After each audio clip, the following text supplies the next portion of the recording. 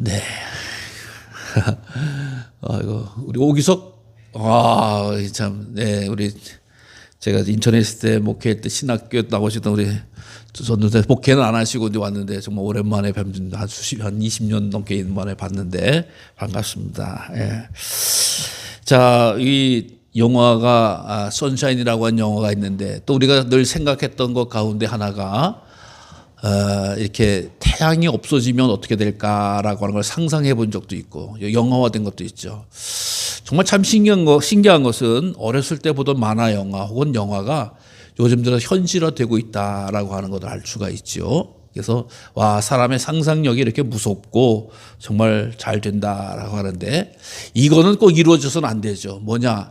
태양이 없어진다면, 그렇죠?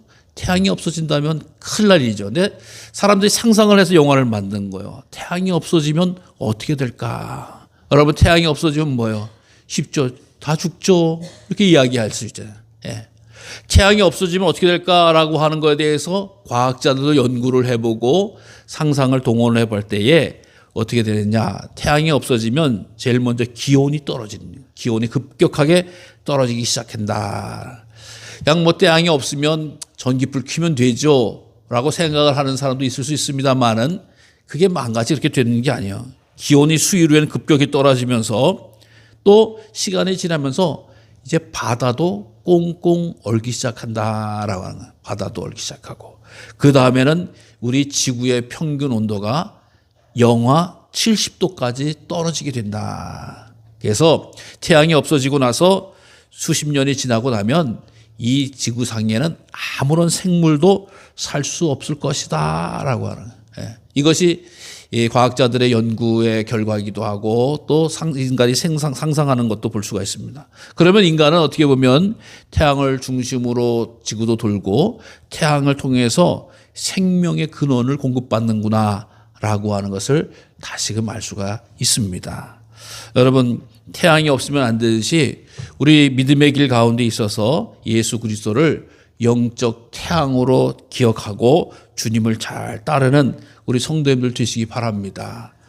빛 대신 주님이 안 계시면 우리의 삶에 고통과 어려움이 있을 수밖에 없다라고 하는 것인데 오늘 에베소의 말씀인데 에베소라고 하는 도시를 늘 말씀을 드립니다마는 소아시아 지역에 오늘날 터키 지역에 있는 아주 오래된 도시예요.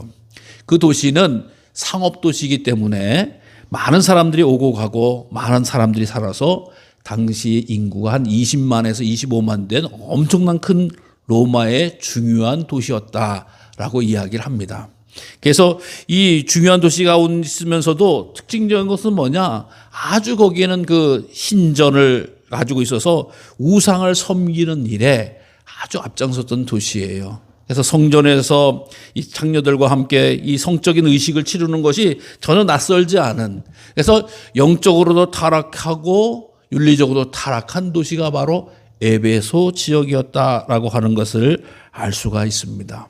그래서 많은 사람들이 오고 가기도 하면서 이런 혼란한 가운데서 이제 사도 바울에 의해서 복음이 증거된 거예요. 사도 바울에 의해서 복음이 증거되니까 그곳에 놀라운 일이 벌어지는데 그렇게 영적으로 타락하고 세상 사람들 많이 움직이면서도 예수 믿는 사람들이 생겨나고 또 예수 믿는 사람들에게 사도 바울은 어떻게 하면 주의 진리의 복음의 말씀을 잘 전할까라고 하는데 쉽게 오늘 말씀을 전하는 거예요. 그게 뭐냐? 너희가 전에는 어둠이었다. 지금 그 에베소 지역에 사는 사람들, 그래서 예수님 전에 성단에서 예수님과 예수님 믿으려고 사도 바울과 함께 모여 예배드리는 사람들이 당신들은 바로 전에는 어둠이었습니다라고 이야기하는 거예요. 즉 예수 믿기 전에는 당신들은 어둠이라고 하는 말은 깜깜했다라고 하는 말인데 뭐가 깜깜했나? 영혼이 깜깜하고 앞날이 깜깜하고 현실이 깜깜했다라고 하는 거예요. 미래와 소망과 비전이 전혀 없었다라고 하는 겁니다. 근데 이제는 예수님을 믿으니까 주 안에서 빛이라, 주 안에서 빛이라. 즉 주님과의 관계를 맺게 되어지고 예수님과의 관계를 맺게 되어지고 예수님의 신령한 생명이 차고 넘치게 되어졌다라고 하는 그런 말씀을 하는 것입니다. 이 당시에는요, 이 바울에 의하면은 이 사람들이 정말 헛된 것에 이 속고 있는 그런 상태가 너무나 안타까웠어요. 그래서 그것을 에베소서의 말씀 그 앞장의 앞절을 보면은 이 에베소 사람들이 좀 속고 있다라고 하는 그런 말을 하는데 뭐냐, 영적인 걸로 해서 사실상 육적인 거에 대해서 쉽지 않게 행동을 할 수 있도록 자꾸 사람들 미혹했다라고 하는 겁니다. 여러분, 영적인 것이다라고 이야기하면서 하는 얘기가 좋긴 귀한 말이기도 하지만 영적이다라고 이야기하면서 육적인 거에 대해서는 함부로 대하는 사고방식이 너무 쉽게 사람들이 저질러 있었다라고 하는 거야. 왜 그 성전에 올라가서 창기들과 결합을 합니까?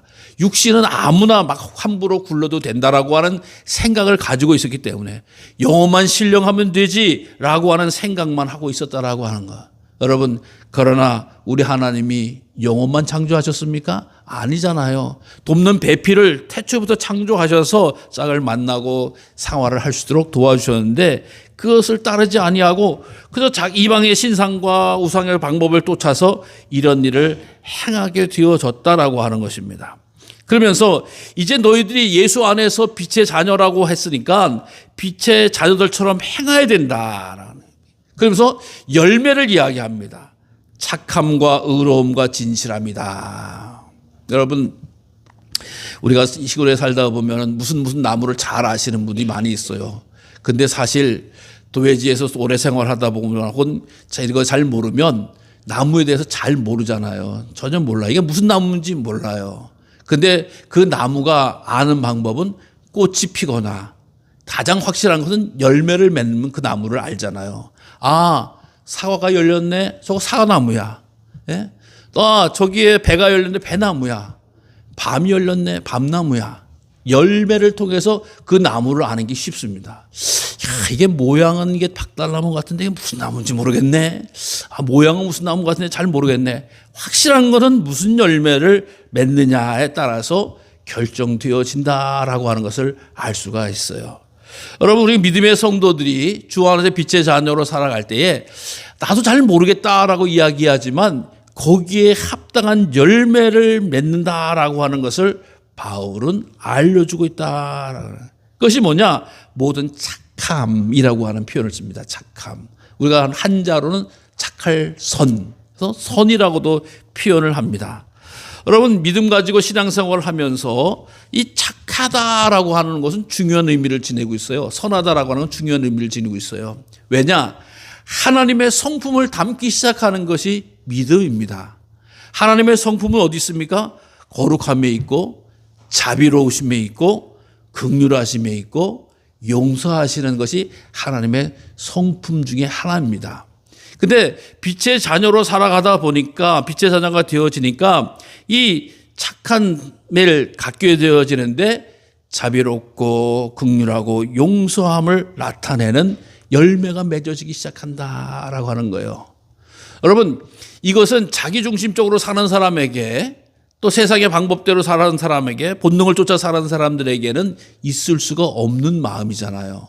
예수님을 믿으니 주님의 마음을 담고 보니 자비와 긍휼과 용서함이 생겨졌다라고 하는 겁니다.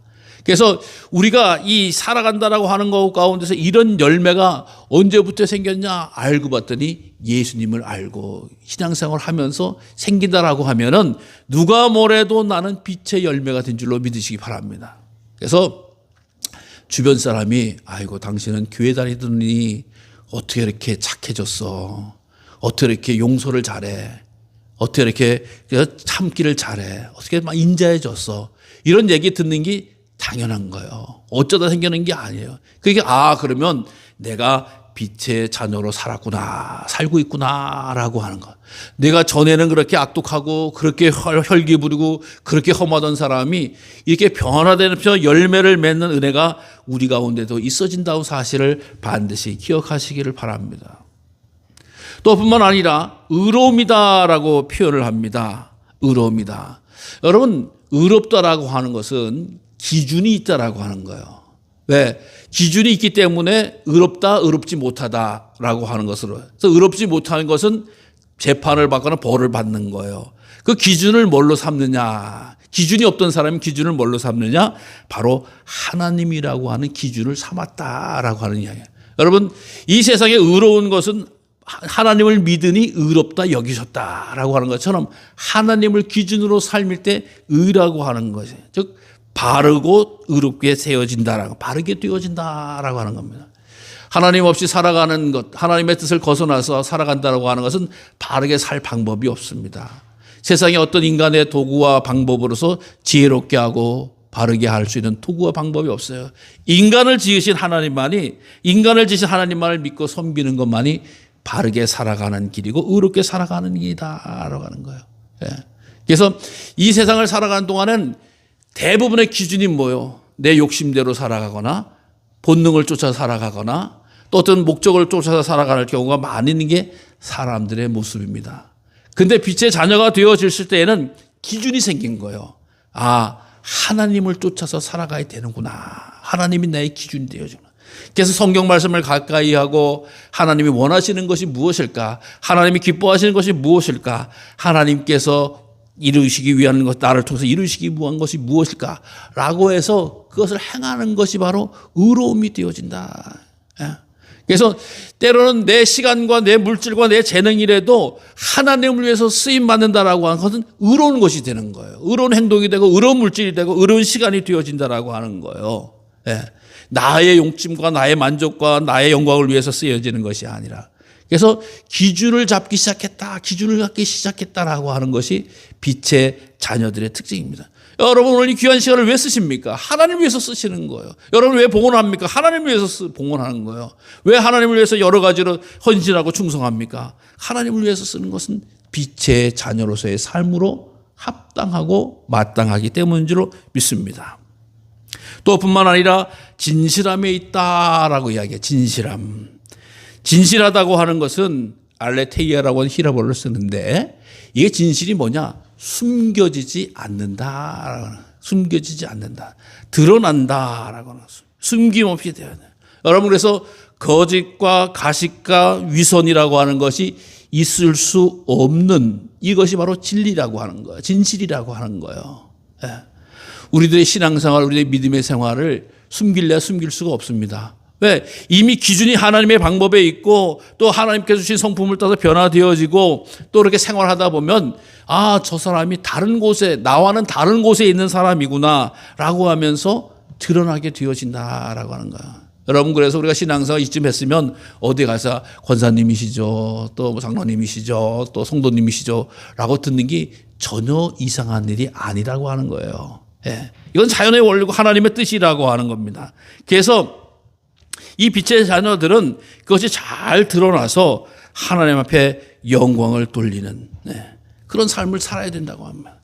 그래서 이 가운데서 주님을 기쁘시게 할 것이 무엇인가라고 하는 것을 시험하여 봐라라고 이야기해요.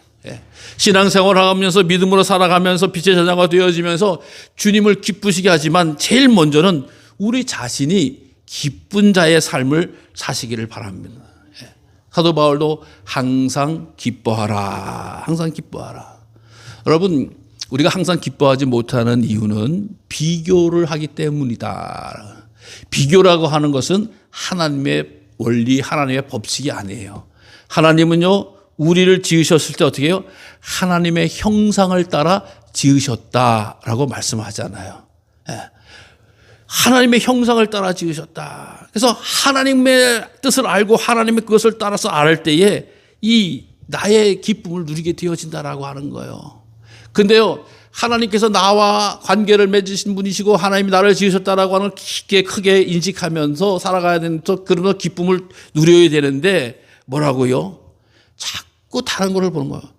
사람의 척도를 보는 거예요. 재물의 척도, 쉽게 얘기해서 배움의 척도, 자녀의 척도, 뭐 그걸 가지고 생각하면 기분 나쁜 거예요. 짜증 나는 거예요. 화가 나는 거예요. 근데 그걸 가지고는 세상에 누구도 만족하지를 못하는 거잖아요. 재물이 있는 사람이 얼마나 있으면 만족합니까?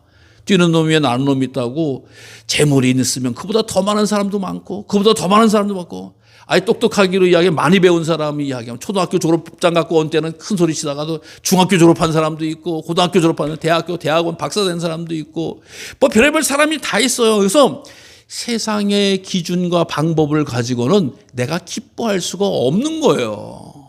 하나님이 나를 사랑하셔서 독생자 예수님을 보내주시고 나를 구원해 주셔서 나는 천국 백성으로 항상 기뻐하면서 하나님의 형상을 되찾으면서 살아갈 수 있다라고 하는 것, 우리 얼마나 복되고 귀한 일입니까? 사랑하는 성도 여러분. 그래서 어떠한 일이라든지 다른 사람에게 뺏길 수 있는 것으로 인해서 기뻐하는 것이 아니라 하나님이 나에게만 주신 것을 발견하고 확인하고 누리면서 살아갈 때에 기쁨으로 살아간다고 한 사실을 기억하시기를 바랍니다. 그래서 하나님과 관계를 맺지 않으면, 하나님 안에 있으면 기쁨이라고 하는 게 있을 수가 없어요. 자꾸 비교하고 자꾸 낙심하고 자꾸 절망하게 되어진다라고 하는 겁니다. 또 뿐만 아니라 믿음의 성도들은 남을 기쁘게 한다. 즉 이웃을 기쁘게 하는 삶을 살아야 된다. 로마서에서도 우리가 각 사람이 이웃을 기쁘게 하되라고 하는, 이웃을 기쁘게 하되, 이것은 무슨 자기의 유익을 위해서 비유라든가 어떤 그것을 맞추라고 하는 그런 뜻이 아니라 우리 믿음의 성도들은 이웃을 기쁘게 하기 위해서 살아. 여러분, 우리 예수님께서 이 세상 오셔서 십자가를 지심으로 말미암아 우리의 죄가 완전히 도말되어지고 우리가 기쁨을 찾게 되어진 거 아니겠습니까? 믿음의 성도들 이웃 사랑의 윤리를 행하게 되어지면 이웃이 우리를 향해서, 우리를 통해서 기뻐하는 줄로 믿으시기를 바랍니다. 그렇잖아요. 세상에 볼 때에 얼마 전에도 우리가 뉴스를 통해서 보지만 무슨 큰 죄를 지고 감옥에서 나온 사람이 자기 동네에 산다 그러면 환영합니까? 지금도 난리가 나잖아요. 그 사람은 못 산다, 하나, 그 사람이 얼마나 무서워하고 사람들이 두려워합니까? 반면에 이 믿음의 사람, 하나님의 사람이 와서 선과 착함과 의로움과 또 진실함으로 살아가게 되어지면 이웃이 기뻐지는 건 아니겠어요? 기뻐하는 거 아니겠어요? 옆에 누가 사느냐에 따라서 달라지는 것처럼 눕던 믿음의 성도들을 통해서 드러나게 되어지면 마치 가로등이 자기를 위해 밝히는 것이 아니라 이웃을 위해 밝히듯이 그 빛을 발하는 그런 삶을 살아가야 된다라고 하는 것입니다. 그래서 유익한 사람 예수 그리스도를 통해서 이웃을 기쁘게 하고 또 이웃을 기쁘게 하기 위해서 끊임없이 복음을 전하면서 또 헌신하면서 봉사하면서 살아간다고 하는 것은 가장 복된 일이다라고 하는 것입니다. 여러분, 우리는 예수 그리스도 안에서 빚진 자다라고 하는 것입니다. 주님께서도 그 빚을 하나님 앞에 갚는 것이 아니라 이웃에게 갚으라고 말씀하시고 알려주고 계신다고 한 사실을 기억하시기를 바랍니다. 그래서 내가 기쁨뿐만 아니라 나로 하여금 이웃이 기뻐하는 그런 삶을 사시기를 바랍니다. 그래서 얼마나 감사하겠어요. 나는 우리 성도님이 아닌 우리 형제님이, 나는 우리 이웃에 당신이 함께해서 너무 좋아, 너무 행복해, 너무 참 잘 됐어 라고 하면서 결국에는 당신이 믿는 하나님, 당신이 믿는 예수님을 나도 믿고 당신이 다니는 교회를 가고 싶다라고 하는 마음이 흘러가는 것이 우리 빛의 자녀의 큰 축복이고 권능이 되어지는 줄로 믿습니다. 가장 중요한 것이 있습니다. 우리는 결국은 하나님을 기쁘시게 해드려야 된다. 하나님을 기쁘시게 해드려야 된다. 하나님을 기쁘시게 해드려야 된다. 히브리서의 말씀처럼 믿음이 없이는 하나님을 기쁘시게 못하나니. 여러분, 하나님은 우리가 하나님께 기쁨이 되시는 것을 보시는 하나님이시다라고 하는, 우리들의 믿음을 보신다라고 하는 사실을 꼭 기억하시기를 바랍니다. 하나님이 우리에게 뭘 보세요? 재물을 보세요? 미모를 보세요? 권세를 보세요? 아니잖아요. 믿음 보고 기뻐하신다라고 하는 건, 믿음 보고 기뻐하신다.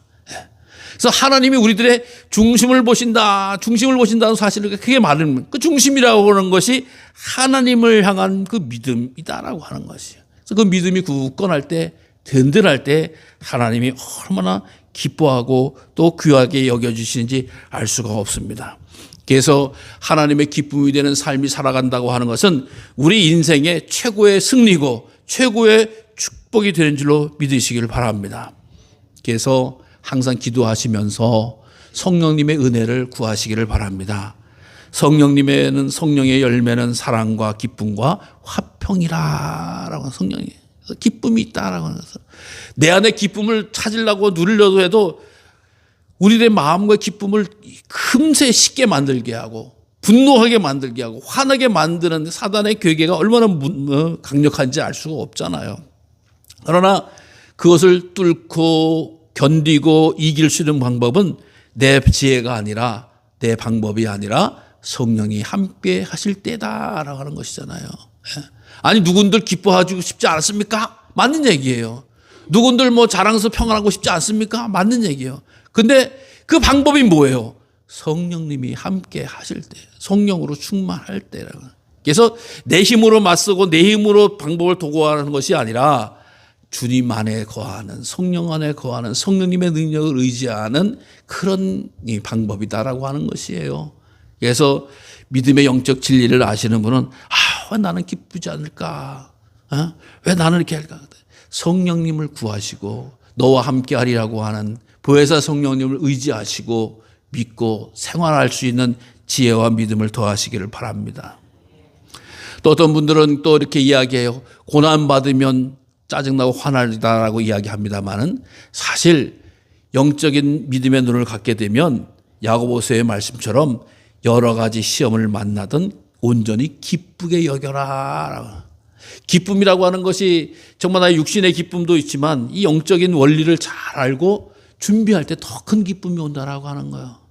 우리 인생을 살아가는 동안에 믿음의 자녀도 시험 듭니다. 환난을 당합니다. 역경을, 왜 내게 어려움이 있어? 라고 하고 불평하고 원망하면 어떻게 되는 거예요?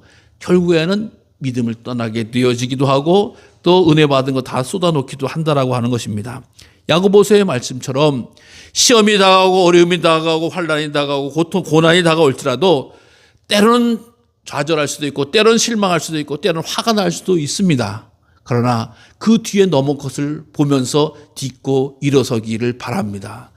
순간적으로 화날 수 있고 순간적으로 두려울 수 있고 순간적으로 여러 가지 배신감도 느낄 수 있는 여러 가지 것이 많이 있어요. 그러나 하나님께서는 믿음의 자녀들을 내려놓으신 적이 없다. 포기하신 적이 없다. 이것을 내가 딛고 극복하면은 하나님께서 더 큰 기쁨으로 나를 인도하고 계시고 또 도와주신다는 사실을 꼭 기억하시길 바랍니다.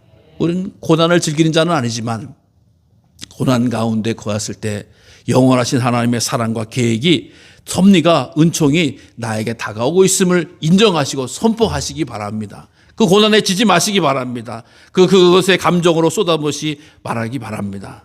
왜냐하면 우리 하나님께서 에덴 동산, 기쁨의 동산을 창조하시고 살게 하셨다가 잠시 내려놓지만 결국 우리가 오늘 장례에서 말씀 것처럼 마지막엔 어디 가요?